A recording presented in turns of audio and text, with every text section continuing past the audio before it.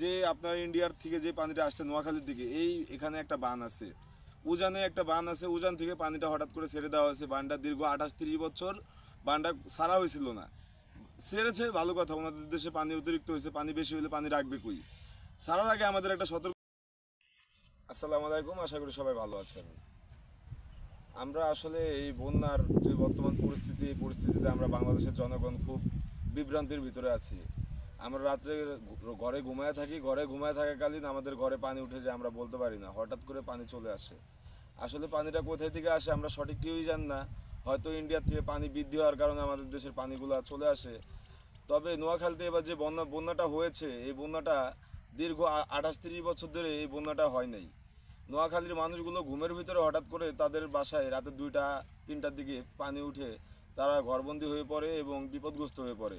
ছোট ছোট বাচ্চা কাচ্চা নিয়ে তারা খুব ক্ষতিগ্রস্ত হয়। এটা আমরা কখনোই আশা করি নাই। আসলে হয়তোবা ইন্ডিয়াতে যে কোনো ভাবে পানি বেড়ে গেছে, আমাদের এটা আগাম সতর্কবার্তা দেওয়ার কথা দরকার ছিল তারা যেহেতু আমাদের বন্ধু রাষ্ট্র, আমাদের পার্শ্ববর্তী দেশ। যেমন আমাদের বাড়ির পাশে একজনের বাড়ি হলে আমাদের পার্শ্ববর্তী হয়, বা আমাদের দেশের পাশে একটা দেশ হলে এটা আমাদের পার্শ্ববর্তী দেশ হয় বা বন্ধু রাষ্ট্র হয়।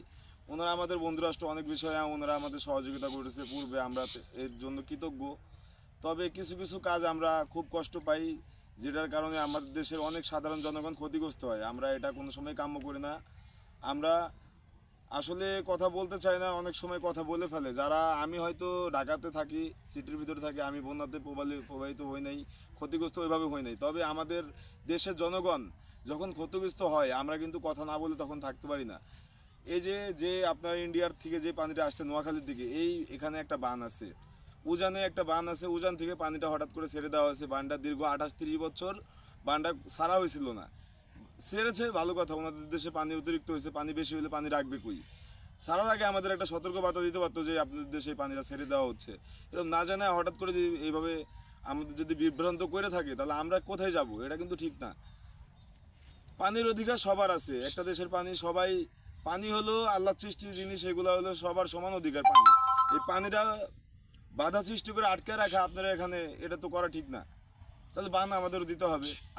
আমরা কথা অনেক শুনতেছি যে প্রবাসী ভাইয়েরা বলছে যে ফারাক্কা বাঁধের অপোজিটে 40 কিলো দূরে আমরা একটা বাঁধ দিব।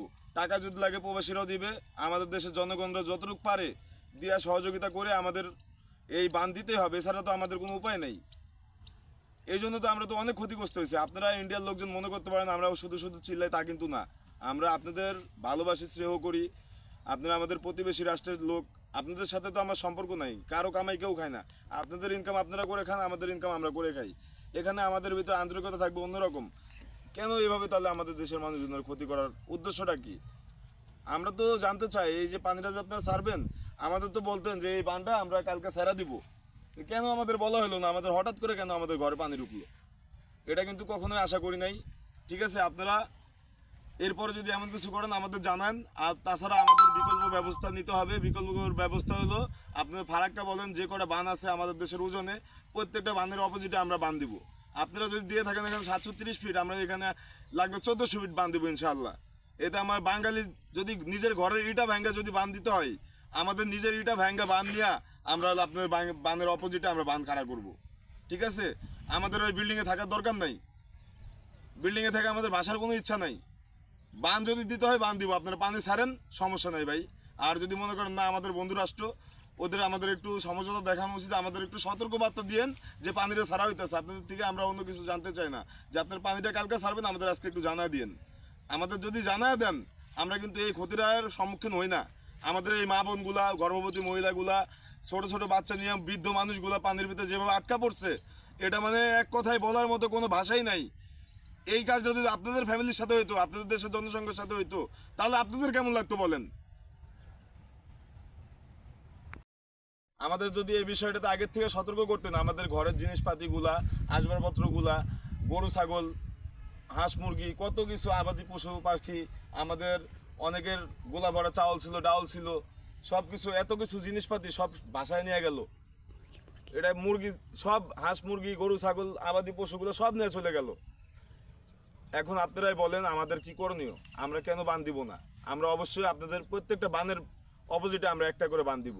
এতে যদি আমাদের ঘর বাড়ি ভিটামাটি বিক্রি করেও দিতে হয় তাই দিব।